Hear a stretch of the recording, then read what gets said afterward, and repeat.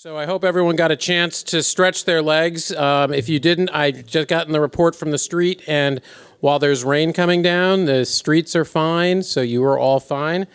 And so don't be panicked because the U.S. government closed 2 hours early. It's D.C., everybody, and that means when it rains and the threat of snow is in the air that everybody goes a little crazy. But it seemed the reports are everything's still just fine. We hope folks will stick around. We have 2 more panels, and after the last one, we have a reception. We ordered a lot of food and alcoholic drinks, so we hope folks will stick around. WITA is famous for its socializing. You've heard a lot of reference to the trade prom. That's, of course, our annual dinner, which is July 17th this year. We hope many of you will come to that. With that, we're going to turn over to our next discussion, which may have been one of the first ones that we actually started planning. I called out to my old friend Bruce Stokes, who I actually met quite a long time ago when I worked on the Hill, and he was with the Council on Foreign Relations, and we started a Hill series for trade and foreign policy LAs with the Council on Foreign Relations luncheon series back in the mid-'90s. And I've been worked with him for years. I'm just incredibly impressed with his work. Thanks to my good friend Robert Moran for joining us, Kimberly Ellis from the board of WITA, thank you, and Monument Advocacy, and J.D. Grom from the New Democrat Coalition to talk about the perspective of the House Democrats. We had Kevin Brady here this morning talking about a little bit of the what he sees as the trade agenda and how that's going to play out. So with that, I'm going to turn it over to Kimberly to introduce our panel. Great. Thank you. Thank you, Ken. Thanks, everyone, for staying this afternoon. So we've got an exciting panel, I think, today. Bruce Stokes, who's the Director of Global Economic Attitudes at the Pew Research Center, will present some really interesting data on American attitudes on trade and polling. And Bob Moran for Brunswick Insight will help interpret that data and provide some context as well, given his firm's focus on global public opinion and market research analytics. And J.D. Grom, who is the Executive Director of the New Democrat Coalition in the House, will help provide additional context in terms of how this polling data reflects attitudes on the Hill and in Congress, particularly with the new Democratic majority in the House. So thank you all for being here. Really appreciate it. And maybe, Bruce, we'll start with you first to kind of go over some of the research and slides, and then we'll have a conversation about it and then open it up for questions. Great. Thank you so much for inviting me. Ken, wherever you are, thank you and thank you all for being here. As was said, I'm going to share with you some data we have from surveys we've done over the years on attitudes towards trade, globalization. Mostly the data is from the United States, but it's also from all around the world. I'd like to preface this, though, with a couple of caveats, because some of the data I'm going to show you, I dare say some of you will say, well, gee, how can people say that? You know, in the same survey they said yes, and then they said no, and these are contradictory things. And what I want to kind of get you to try to wrap your mind around is that public opinion surveys are best when they get at emotion, not reason. I dare say you are all here because you are overly rational people. You wouldn't be listening to someone talk about a bunch of numbers if you weren't. And what we know from public opinion data, I think it's fair to say, is that human beings are infinitely capable of holding mutually contradictory emotions at the same time. So when you see a contradiction, that's just human. Think of yourself. You're angry at your kid and you love your kid at the same time. And also that emotions are okay. When people go out in the marketplace and they buy a red car rather than a blue car, and it's the same car under the hood, we say, isn't that wonderful, the market mechanism is working? Well, it's an emotional decision. It's not a rational decision. It's just the person likes red rather than blue. And I think that we have to remember that people vote on emotion. They operate in the marketplace on emotion. And the real intrinsic value, it seems to me, of public opinion data is to tap into some of those emotions. Because remember, we're calling people on the phone in the United States in particular. They are making dinner, the kids are screaming, and we're asking them, well, do you think trade creates jobs? This is not something they've laid awake nights thinking about. You're going to get an emotional response, but that's okay because maybe they'll go and vote on that emotional response. So that's what we're trying to get at, just as a preface. So briefly, this data is from the Pew Research Center. We're based here in Washington. We've been around for 20-some years.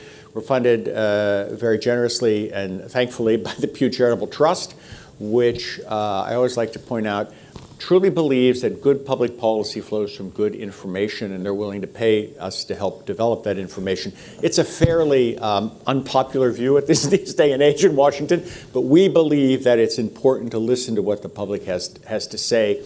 All of what I'm going to show you is on our website. It's free, but more importantly, it's searchable, and it doesn't just cover trade. It doesn't just cover politics. We have enormous amount of work there on religion and Hispanics in America and use of technology. So if you have a free moment, it's fun to go and poke around there.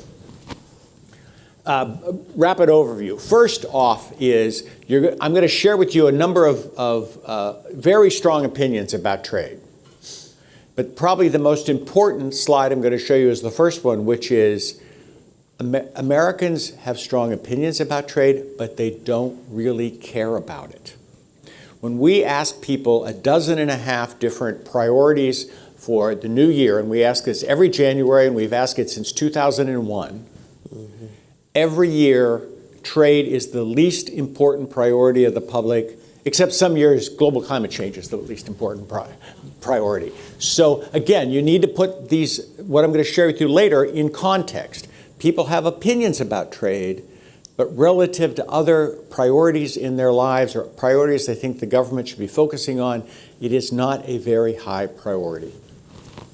If you ask the question slightly differently, what should be the top priority, and you actually give people specifics, not just trade, you get some very high priorities. I mean, in other words, 71% of the public say protecting American jobs should be a high priority of the government. Okay, that's a trade-related issue. Promoting U.S. business, 45%, so it's less than half, but it's in the middle there in terms of priorities.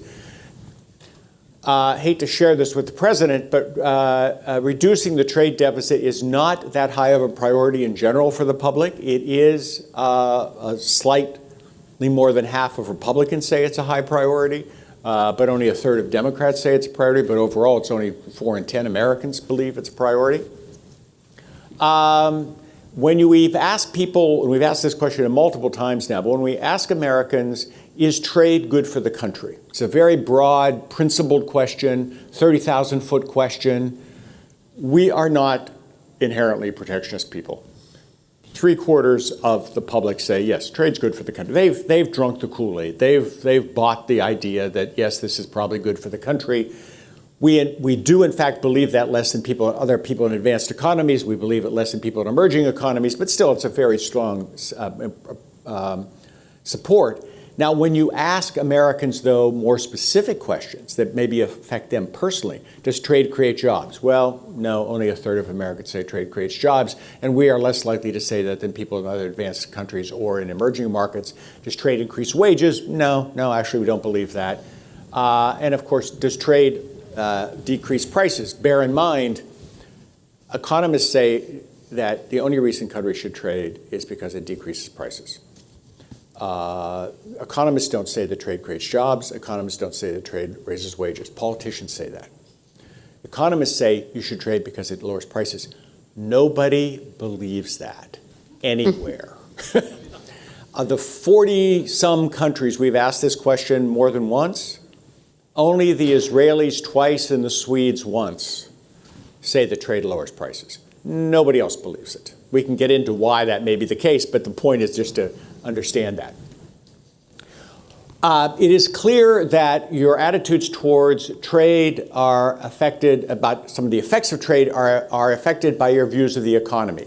Among those people who think the American economy is doing well, 40% say trade creates jobs, and 36% say trade raises wages. If you think the economy is doing poorly, you're less likely to say trade creates jobs and raises. So frankly, are we picking up here attitudes towards trade, or more, if I feel good about the economy, I feel good about a lot of things, including the outcome of trade?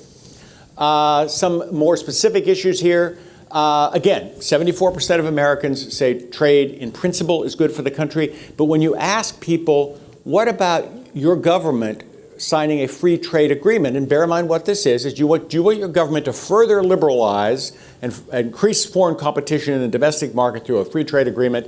Then you go from 3/4 of the population saying trade is good to only about half the population saying trade is good.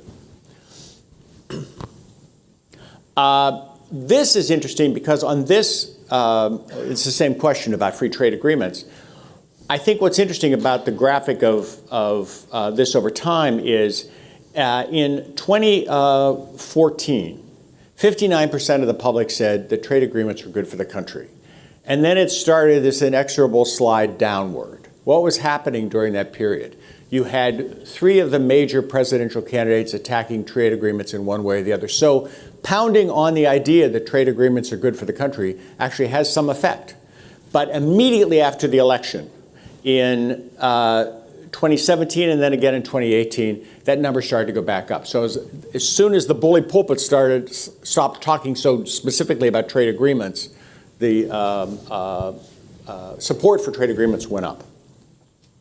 If you break this down by Republicans and Democrats, you can see that actually the number of Republicans who say trade agreements are bad has actually gone down, and the percent of Republicans who say trade agreements are good has gone up a little bit, whereas the percentage of Democrats who say it's a good thing has stayed fairly high. It's actually gone up a little bit. Those who say bad, it's gone down. The issue here is, and frankly, we don't know the answer here. How much of this is Democrats feel better about trade agreements than Republicans, and how much of this is, at least on the Republican side, well, now that my guy's in charge, he'll do trade agreements that are better. And this may, I think, reflect some of what we see among Republicans. To step back more broadly to these questions I showed you earlier, basically we've asked it in 2014 and 2018. Americans are twice as likely to believe trade is good for the U.S. as to think it creates jobs or raises wages. And those numbers haven't changed very much. You can notice that the attitudes that trade creates jobs or increases wages have gone up in the U.S., but then the economy's better today than it was in 2014. I think that probably explains most of it. And notice the idea that trade decreases prices hasn't changed at all. Very briefly on this, you can see the change in various demographic groups over time in terms of trade being a bad thing. And almost in all these demographic groups, the percentage of people who say trade's a bad thing has gone down. Again, I think probably the effect of the belief of the economy is doing well. Similarly, on job losses, gone down across the board. Decrease of wages gone down across the board. Keep going. And confirming what I think you would all suspect, people with higher levels of education are more likely to say trade is good for the country. They're more likely to say trade creates jobs. They're more likely to say trade raises wages. And similarly, people with higher incomes. Now, these are, in many cases, one and the same people, but still, it's what you would expect. This is an interesting comparison. We ask these questions all over the world. If you compare USMCA or NAFTA 2, depending on how you want to call it, attitudes in the various countries. The U.S. strongly believes trade is good for the country, but Americans are less likely to say that Canadians or Mexicans, and there's differences on how we view and they view trade creating jobs or raising wages. I love this slide and the next couple ones because they're not from us, they're from Gallup, and they're great questions. Gallup has been asking the public periodically, who are fair and unfair traders?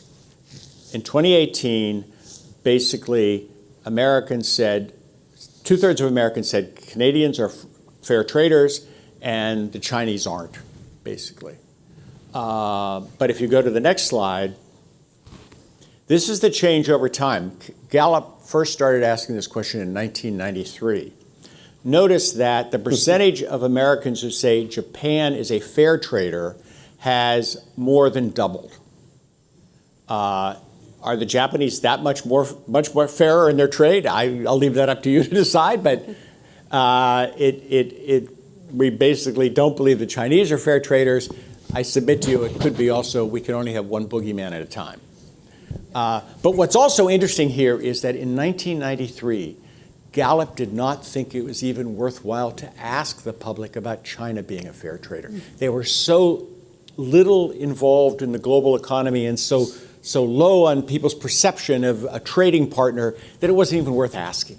And, okay, go to the next slide. Now, this is the partisan break on this fair trader question, and I think it is terribly illustrative. 81% of Republicans in 1993 said Canada was a fair trader. Now only 49% of Republicans say Canada is a fair trader. Have our problems with lumber and salmon and milk gotten that much worse with Canada and only among Republicans? Or is this because the Republican president now beats up on Canada on a regular basis? Again, you can make your own decision on that, but I think it's fascinating. And similarly, the percentage of Americans who say, Republicans who say Japan is a fair trader has gone up, but not nearly as much as the percentage of Democrats who say Japan is a fair trader has gone up. This, to my mind, is one of the most fascinating findings we've had recently. We ask people in the 90s, do other countries take advantage of us? Now, this could be, a burden-sharing question in the military. It could be a trade question. I mean, we didn't get any more specific than that. But it's a sense of, do Americans feel like they're the victims? And what's interesting is there was a shared sense of victimhood among Republicans and Democrats in the 90s. And now there's an incredibly disparate sense of victimhood between Republicans and Democrats today. And so when the president complains about the trade deficit, he's playing to an audience who sees themselves, his base, that sees themselves as the victims. This goes back to the point about, is the support among Republicans that's gone up for free trade agreements in part because our guy is now in the White House and we trust him to do better deals. If you look at that, the lower part there, 89% of Republicans say that President Trump's ability to negotiate trade agreements they think he has the ability and they trust that. Only 19% of Democrats do. So similarly, the fact that Democrats have no faith in the president to negotiate these deals may reflect the partisan nature of all of these questions that we ask at this day and age. And you can see this again. We ask people, what about the tariffs between the U.S. and trading partners? Hugely partisan. The public basically says they're bad. They said they're bad in July. They said they're bad in September. But it was an enormously partisan response. And are we really picking up attitudes towards trade, or are we just picking up attitudes towards Trump? I mean, we got to be honest here. Right. Education doesn't seem to matter. You might presume that people with more than a college education would say, well, I learned in college and I took Economics 101, that tariffs were bad for the economy. Not if you're a Republican. Your partisanship trumps whatever. No pun intended. Yeah, right? No pun intended. Right, exactly. And here again, this is another question. It wasn't our question, actually. I believe a CNN question about what about maintaining good relations with allies or protecting U.S. industries.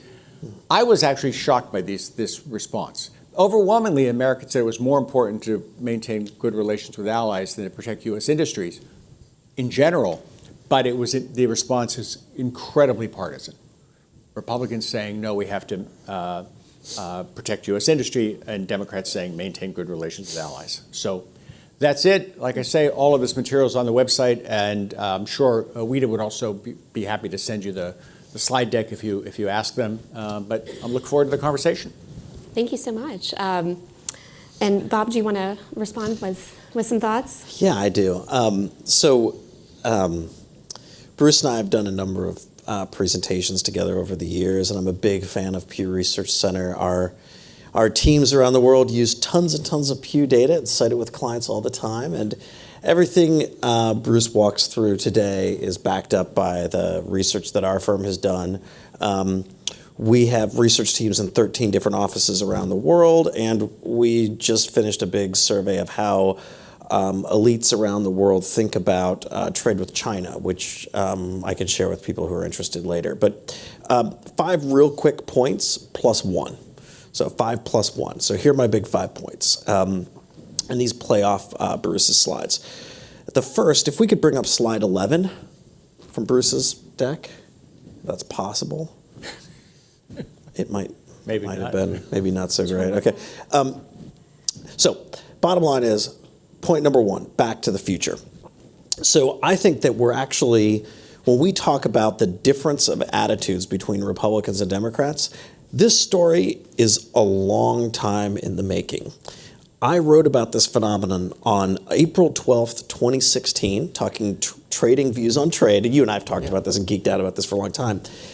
Going back even much earlier than this, you could see the party's base voters changing their views on trade and essentially swapping views. But here's why I say back to the future. Join me for a second in a time machine, in which case we'll dial all the way back to, in the Wayback Machine, if you guys remember this, back to 1870. And we'll go to Washington in 1870. Who are the free traders in 1870?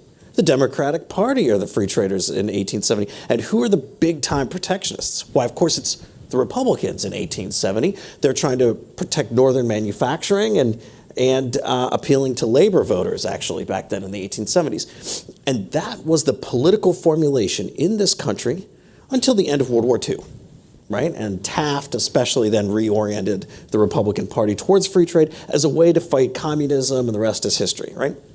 And that's why we think of today that the Republicans are free traders and the Democrats are sort of fair traders, because they're not anti-trade or protectionist, fair traders.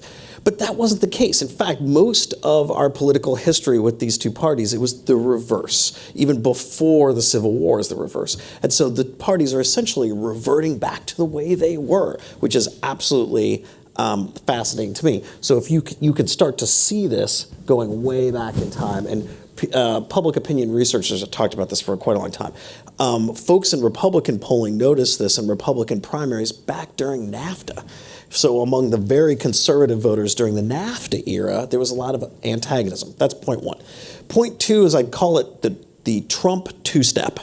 So step 1 of the Trump effect was to convince the Republicans to go back to their old position and go back to a more populist blue-collar view of trade. And so you see all this trade skepticism in the GOP, which, by the way, is good politics for him in the swing states and could help him get reelected in the swing states in just a couple of years' time. And 2 then was the reaction against Trumpism, which you now see in the data on slide 10, if we can go to slide 10. And you could see this across a range of issues. Once the president starts his rhetoric after he takes office, you get a reaction against many of his ideas, and now you're seeing big surges in support for transnational bodies. So here's a fun fact. The UN has never been more popular in the United States than I think now. The UN Foundation has done some great research on this, tracking this over time. And ironically enough, the president has created support for the UN, interestingly enough, because it's a reaction against and support for transnational bodies, especially among Democrats, but also never-Trumpers. That's point 2, the Trump effect in 2 steps, or the Trump two-step. Point 3, if you look at a lot of this rhetoric, and if you look at a lot of this data, you would say, wow, okay, so the losing position is to be for sort of managed or fair trade, and the sort of nationalist populist position is a losing position. That may or may not be true. And I want to make 2 points about that. The first is, we don't run national elections. We run state elections in an electoral college. And the popularity of some of this rhetoric in swing states is probably much better for the president, especially in the swingiest parts of those swing states. So Ohio, Western Pennsylvania, especially Central PA, Wisconsin, Michigan, et cetera, this rhetoric actually plays much better than it does in the rest of the country, say like Georgia or something like this. That's number 1. Number 2 is related to this, which is we're not talking about necessarily totally protectionist rhetoric. We're talking about fair trade rhetoric, protecting interests, and the anti-China stuff does work. So you see the data on the sort of anti-China rhetoric, and I think for domestic political consumption, that may actually be quite a winner. So it's kind of a mixed bag here for the president, interestingly enough. To support Bruce's point 4 is that this is a 4% issue. So survey after survey after survey, I'm just referencing one of the better surveys I've seen from Washington Post back in 2018. Only 4% of Americans cited this as their top issue. I mean, you know, and you may be the 4%. So, and your friends, and so Americans don't think about the economy; they think about jobs, right? Americans don't think about trade; they think about goods. They think about digital goods, et cetera. So the way people translate these things is very important. But trade, as an intellectual concept, the way the people in this room are thinking about it, and the cognitive buckets you're using, that's a 4% issue. You know, that's like a Wall Street Journal kind of crowd. Which gets me to how you frame these things. And Bruce talked about emotion. Part of that then becomes how policymakers, how industry leaders frame the issue. Framing is actually more important than the actual language that you're using in persuasion. If you start to frame the issue better, like death tax is a framing of an issue, right? If you start to use that framing, you can advantage yourself or recast the issue in different light. One of the more interesting studies I've seen that sort of casts a fascinating framing on this is the phrase protecting America's economic interests. So in a 2018 public opinion strategies survey, the GOP had a huge lead on that. So if you position trade as sort of economic goods, one way, but if you position it as protecting our interests, which is somewhat sort of a tribal message, but an interesting framing, then that would actually help the GOP and the president. And I was a never Trumper, but I'm trying to give it to you straight here from a public opinion perspective. And that leads me to my last point, the 5+1, the two big issues. So two big things to think about for the future. I do a lot of future casting work. Two big things. One is we're thinking about the world today in which goods travel on oceans or, over electrical wires or fiber optic wires and things like that. But what if in the future automation takes off and the concerns about job loss are all focused on automation, and automation basically reshuffles the cards in two ways. Number one is it changes the entire discussion about jobs. So, and honestly, let's just be honest here. People aren't really going to lose their jobs to open trade nearly as much as they might lose their jobs to robots and algorithms. Okay, so that's the reality of it, no matter what the politicians say. Okay, number one. But also, that automation then could also relocalize manufacturing. Good news, manufacturing comes back. Bad news, not a lot of jobs in that because it's all robots, right? So it is a fascinating issue, and I think you're going to see automation become a huge political issue in the next 5-6 years or so, and may end up overshadowing all of this discussion about trade because the president talks about trade in a very 19th century way anyway. And then the second point I'd make is, as you know, but the president doesn't appear to know very well, a lot of our discussion and concerns about trade are actually about IP, about trade in digital and intellectual goods and services, not specifically in hard goods and services, which he's like lumber and things like this. And I think that the more discussion on that becomes very interesting and is not something that the public has really thought about in any detailed way because they're still thinking in an older and different way about trade. Thank you. Really appreciate it. So, GD, a lot of the research we've seen here tends to lead us to believe that more Republicans are leaning against trade, more Democrats are leaning toward trade, going back to previous positions from the last 2 centuries. Yep. This doesn't necessarily translate into how members are voting on the Hill.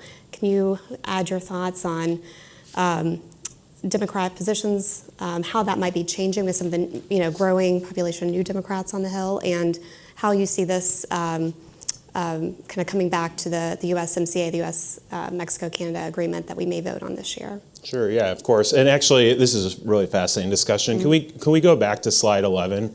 Everyone wants to go back to slide 11. I do want to push back a little bit. It's clearly the most valuable slide. Yeah. I actually think it is a real valuable slide because I think what you're seeing is over the course of the last 10 years, and I would argue over the course of the last 20 years, we've lost kind of the bipartisan consensus of how we kind of approach foreign policy, and trade has always been part of that.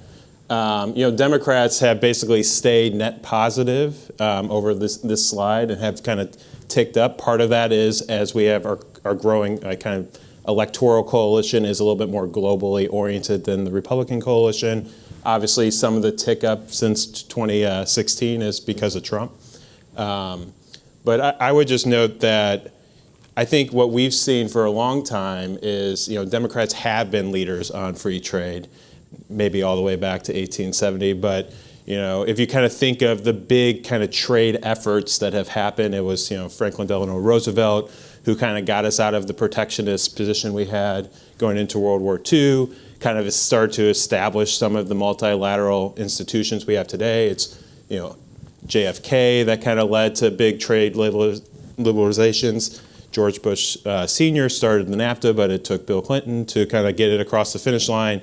And I think it can't go without saying, if you look at the result of this last election, obviously the big elephant boogeyman in the room was the Trans-Pacific Partnership, which was obviously a key priority for the Obama administration, and a key thing that a lot of the members that I work with were working very hard to try to get across the finish line.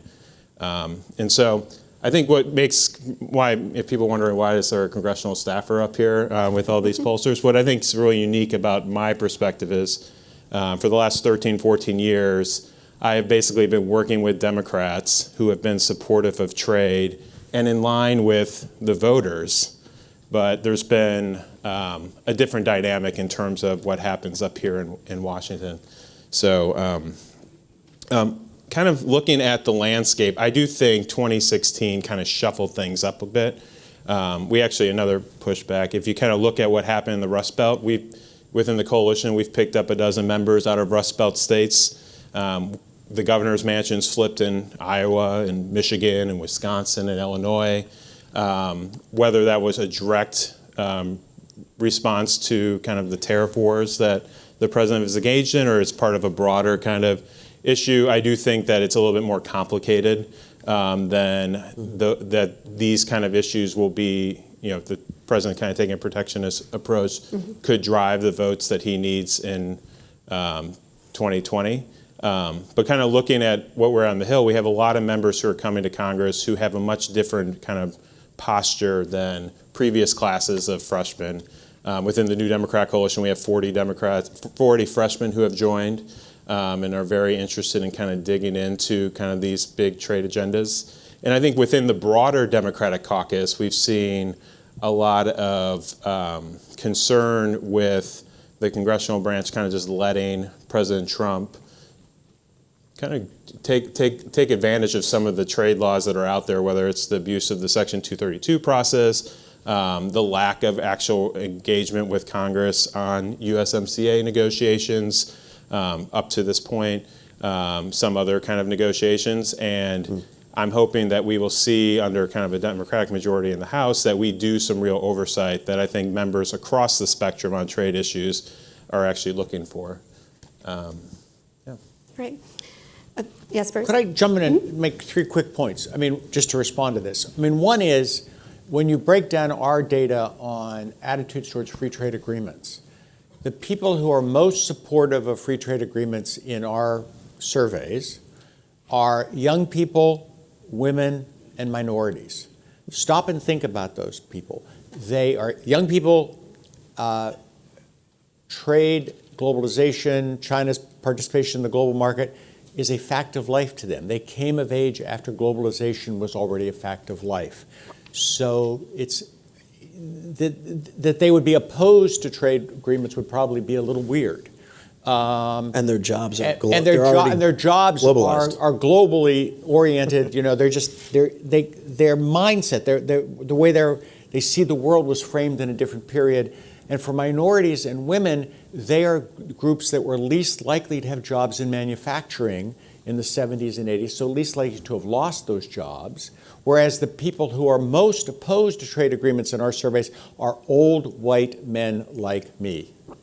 It's the guys I went to high school with who thought they could have a wonderful life like their father did working in the steel mill in my hometown.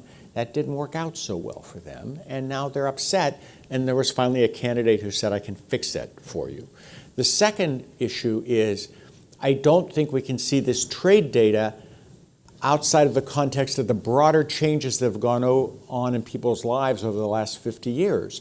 In that time since when I graduated from high school and 2/3 of my high school graduating class went to work in the manufacturing in my hometown and didn't go to college, and today, the percentage of the economy that's traded is increased 2.5-fold.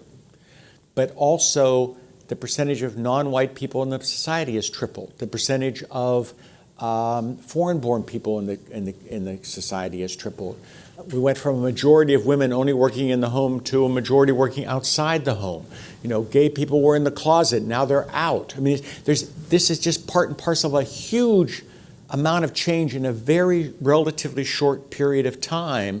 And so when people, it is a minority, but people say, trade's bad, are they also just saying, this change is just too fast? I mean, it's part of a disruption of a lot of things in my life. And finally, to echo your point, look, if we think the blowback on globalization created a political firestorm, you just wait to the potential blowback on robotization and AI and things of that nature. We've done surveys in the US. People think that robots and AI are going to destroy jobs, increase income inequality. But not their jobs. But not, that's somebody else's. That's the most important. That guy down the street's we going to gave lose them a his list job. of jobs that they say, that job's going to be lost, that job's going to, but mine will never be lost. Nah. Well, wait until their job is lost. And the most chilling response we got in that survey was, we said to people, well, you just told us there's all these horrible things are going to happen. What do you want done about it? Oh, we want the government to stop it. Well, we can all laugh and say that isn't going to happen or it couldn't happen. But, wait until some politician comes forward and says, well, I can fix that for you, right? Just as Donald Trump said, I can turn back the clock on globalization. I think we all need to contemplate, would it be possible that you'd have a politician come forward who would say, I can put that robot back in the box. We already do. And to that point, I think what I've always observed on trade votes is the one time that a member of Congress has an opportunity to say, I hear your pain and this is what I'm doing to say I'm going to stop it. Yeah. And a lot of times it is because of the broader kind of economic disruption that's been happening since the 70s in a lot of industries, whether it be because of automation, whether it be because of companies moving from one state to another or going overseas just from general globalization. And it's always been easier to say, I had an opportunity to say, I'm going to stop the change, and I voted to stop the change, than to explain why the vote I'm doing is part of shaping the way the rules are going to work. I agree with you. Now, it's interesting, we've been talking a lot about the U.S., but I'd like to share just 2 points for some global perspective here, because I think it's helpful too, since we're in a global world here now. I like to call this globalization and its discontents. So point one is that when you think about globalization, and I mean globalization as all of the ideas related to globalization, not just Xi's economic globalization, but all of them, exchange of ideas, exchange of digital goods, exchange of culture, all of those ideas rolled up together. It turns out that the story globally is the megacities versus everybody else. So Alex Ivy, who works with me, is sitting right here, and I worked on this huge survey around the world where we cut the data by people living in megacities versus national cities versus rural areas. If you live in a megacity almost anywhere in the world, you have one set of values that tend to be sort of what we would in America call more liberal and more sort of globalist in nature, et cetera. And you actually think globalization has been awesome because it's been good for you, because you're in a globalized city and you're at the beating heart of all of these cities like tied together like the old Hanseatic League. But if you don't live in a megacity, it's no bueno. And you're not so happy about that. And that goes to the second point, which is all around the world, there are huge generational differences about how people think about globalization. Globalization threatens to change cultures, et cetera. And so if you're an older person, you tend to be a little bit more skittish around the world about globalization. But if you're a younger person, especially in emerging markets, you are extremely optimistic about what the world can be like because you've seen the world in your little part of the world get a lot better really fast. Right. So I would say from a global perspective, yeah, if you're in a mega city, this is great. But here's the deal. If you're a politician and you got big rural areas that are way behind, like I could think of China, Brazil, et cetera, you have a big political problem where the mega cities are going in one direction and the rest of your rural population is stuck in reverse. If we can switch gears maybe to the 2020 election and how we see trade playing in those debates. And maybe, JD, you can kick us off with we seem to have a Democratic candidate announce at least each week these days. Yeah. And if it's a 4% issue nationwide, but maybe a higher percent issue in some of the swing states. So the first announced Democratic candidate announced in the summer of 2017, John Delaney, stormed Iowa, went to every single county and ran ads in support of TPP and against the president's tariffs in Iowa, and sees it as basically a winning message of, one, splitting more ag-related voters, ag communities from the president, and then kind of reaffirming, kind of the values that this slide shows within Democratic voters of where people are. And, I think not that I'm supporting John or anything, he was a former member of the coalition, but just kind of like the way he has framed it is very much in line with this discussion. He's talking about the fact that the economy in the world is changing, the way that people work are changing, the impact of technology is changing. This is all happening. Your government is telling you that they can't solve it, or there's so much gridlock in Washington that they can't do anything, and the cost of doing nothing isn't nothing, it's actually holding us back. And so he's kind of making this radical argument for we need to actually solve these big problems that we've all identified as a nation and put aside our differences. Doesn't mean you have to give away your values, but it's kind of doing that. And what I see is important of having voices like him, because obviously there's been other people who have been more covered that have announced, but I do think there is a lane within the Democratic primary of the people running in that John Delaney kind of, more in line with where these voters are, and kind of a more in line of a worldview and like where they see the economy is going. And as a Democrat, I'm excited to see people competing for that vote, because I think that's really important for our party and for the process. But we obviously have other candidates in the race that take a more what has been perceived as a traditional Democratic view or independent Democratic view. I might point out, and this goes to the 4% issue, it goes to the younger attitudes being different than the older attitudes, is that in the spring of 2016, we asked people, Democrats, who do you support? And so you had your Clinton supporters, you had Bernie supporters. But a majority of Bernie's supporters thought trade agreements were good for the country because they were younger people, right? And they liked Bernie for other reasons. He's anti-establishment, or I don't know why they liked him. They liked his tax policy or whatever. But they didn't like him because of his trade policies. And again, we shouldn't forget that it's not going to play a big issue, a big role. And among some very progressive candidates, there doesn't seem to be support on the trade issue to be protectionist among the constituency that might support a very progressive candidate in the Democratic Party, at least the younger part of that constituency. I mean, every political party around the world has constituency groups and interest groups within it that make a deal with those parties so that they get benefits for supporting the party. And the Democrats are like every other political party on the planet. They have constituency groups that essentially want to manage trade. They're not really protectionists, but they want to manage trade or protect some things and protect workers, et cetera.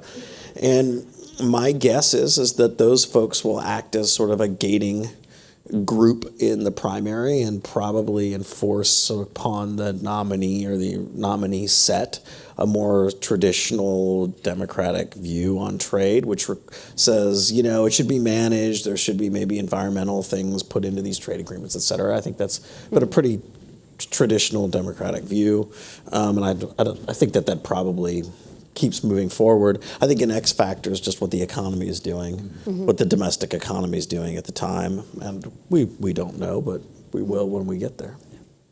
Well, we've got a few minutes left. Maybe we'll open up for some questions from the audience. Anyone has one? We've got a microphone we can pass around. Yes, please, and if you don't mind identifying yourself and your organization. Hi, I'm from the Australian Embassy. I'm Nell Weiss. I guess this is particularly for JD. I'm just curious with the USMCA coming up potentially, and with potential action on the 232s, overseeing the president. Can you give us a little bit of insight into what the debate is within the party caucus? Because I know you're with the New Dems, but the progressives are making a lot of noise on these issues. And just how do you see that sort of playing out within the party? Yeah, definitely. So I think the two separate issues on 232, I actually think there's kind of wide agreement that the process is not working the way it's supposed to. People have differing views on whether it's a complete abuse of the process within the caucus to, the way that the exclusions are working is just like not transparent and, not very good government. Probably everyone agrees with that part. So I think what we'll see is I think there's good support for kind of holding oversight hearings. I think there's going to be legislation introduced, bicameral, bipartisan legislation that Ron Kind, one of our former chairs, will be kind of leading again around the 232 process specifically to reform that, tighten up the national security language in terms of how you make those designations, giving Congress a role in being involved in the decision making around 232. Also, there's legislation broader about kind of pulling back Congress's authority to make sure that the president can't unilaterally withdraw from trade agreements without checking with Congress, giving Congress broader oversight when the president exerts unilateral authority. So I think, that side, pretty good. On USMCA, I think we're at a point where, the members that I work with are still kind of working through where we're at on the agreement. Ambassador Lighthizer, for whatever reasons he thought, took a different strategy in terms of building support for USMCA last Congress that didn't center around the New Democrat coalition. That's what I'll say. And we are now more engaged and kind of talking through that. The points that we've made that are very clear is one, our members are very thoughtful about this and want to get informed about this agreement, also future agreements that are being negotiated in terms of Japan, FTA, et cetera. Two, we don't want to be in a hostage situation. We don't want the president to trigger a notification of withdrawing from NAFTA as a way to kind of start a shot clock on Congress to deal with that. That's something that we won't react well to. And three, there's a lot of, issues around USMCA, including the Section 232 tariffs as they relate to Canada and Mexico, that needs to be resolved, broader implementation of 232, and so we're kind of working through that. But I think, kind of with kind of the new leadership within Ways and Means, with Earl Blumenauer as chair of the Trade Subcommittee, Mr. Neal as overall chairman, I think we'll be seeing hopefully some good kind of broad caucus-wide efforts, because with Democrats in the majority, the dynamic's a little bit different than previous kind of trade efforts where Republicans were in the majority and could, in terms of how the agenda will be set. Mm-hmm. Okay. Thank you. Anyone else? Yes, please.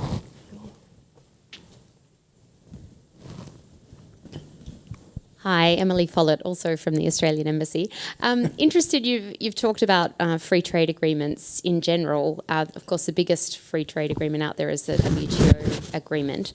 I'm just wondering if you can offer some insights into public views on the WTO, whether that is registering at all or with anyone, and what the thinking is around current administration views or actions in relation to WTO. Well, we haven't asked about the WTO for years because we decided when we did ask about it that there weren't enough people who understood what we were talking about. Maybe we were wrong about that, but it was certainly my judgment, and I think it's probably right. But with the exception, I think, Bruce, if you go back, I think it was the year 2000 where Congress voted on, I think, PNTR. And Yeah. it was China's accession to the WTO. Yeah. I think that was the a big last issue. time, Yeah. from a public opinion perspective, we've had a ton of polling, Right. and people were pretty mixed. There was Yeah. U.S. opinion was pretty split on that. Anyway. We're just wary of asking about big multilateral institutions simply because, what's the average level of kind of understanding of that? And if you just give a thumbs up, thumbs down, what does that mean? But we're actually wrestling with that because I think we need to kind of, now that multilateralism in general, not just WTO, but NATO and UN, et cetera, are under attack, I just had a long conversation last week with some people at the UN. Is there some way to get at this in a way that isn't just asking them questions that they've never heard of before, but like how do they feel about a world? Should we cooperate more, cooperate less, that kind of thing? So it's something we should be doing more of, I think. And I think we had one more question. Yes, in the back.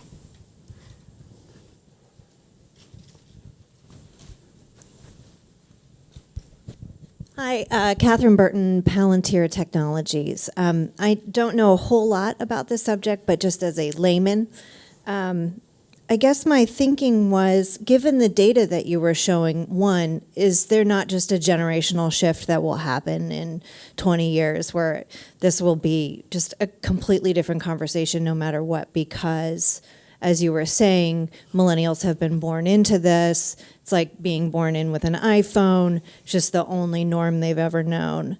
And two, the 4% metric on understanding what trade is, I feel like people do understand what trade is, but if you just said trade per se, they might sort of blank out. Like it's saying The 4% can I just is finish actually- for 1 second? It's like saying, do you like hurricanes or floods or fires? No. Do you like climate change? Well, I don't know if I really believe in climate change. I think if you gave some context to how trade directly affects them, then they may have more of a visceral response. And please. The 4% is respondents were given a number of choices and asked which one was most important, which of these was most important to them. And international trade was one of the categories, and 4% said that was the most important issue to them. So, people said jobs, education, healthcare, Medicare, et cetera. It's just that this specific issue is only important at an intellectual level, I think, to about 4% of the population. It's not that they don't understand trade. It's just that the idea of international trade is not decisive to their vote. It's only decisive to the votes of maybe 4%. And to answer your other question, I mean, right, on one hand, you could just take the long view and say, well, those old white men like me who might be opposed to trade are going to die off, and then you will have a totally different public opinion environment. I guess the only caution I would give to that is until that happens, those people vote at disproportionately higher numbers than the young people and the minorities who actually support globalization. So you're going to get support for policies maybe that are protectionist or whatever. So that's one consequence. And the other is that, because the people in my office, the younger people I work with say, well, our generation is different than your older generation. We're used to change, we're used to globalization, we're more accepting of minorities and all these other kind of changes that are going on in the society. And, my only response to them is, come back to me when you've lost 3 jobs and you're married and divorced and have 3 kids and a mortgage, and tell me how comfortable you are with disruptive economic change. Because you may not be as okay with all of this once you've experienced some of the vicissitudes of life. We just don't know. I mean, they just absolutely don't have it. But that's where it seems to me the issue of robots and automation kick in. That we do. People are going to be hit by changes in their economic situation, their job situation, comparable to what happened caused by trade. We anticipate, at least, and that the politics of this could be different as a result. The sociological term that describes what you're talking about is called generational replacement. So the theory is that the generations are different, and as they replace the older generations, that society's views change. And you could see this in terms of marriage equality over time by generation, and also, by the way, in terms of views on marijuana, which is fascinating in and of itself. So generational, if you hold to the generational replacement theory, then you're right. Over time, you would see more support for international trade, et cetera, and this would be an ongoing thing. I think to Bruce's point, there are no future facts. We don't know. You could have some transnational plague that shuts borders. You could have trade wars. You could have trading blocs. You could have sort of regional trading brinksmanship. We don't know. I mean, there's a whole bunch of bad things that could happen. We haven't had too many big global bad things recently, so we're kind of due. So we don't know. I mean, there could be other things that could create chaos for us that could sort of change attitudes about globalization. Well, I think that's a good thought to end on. So. Really Or maybe We're a being bad, uplifting maybe a here, bad WITA. thought to end on. I'm not sure. Well, we'll have to do this again. So thank you all very you. much.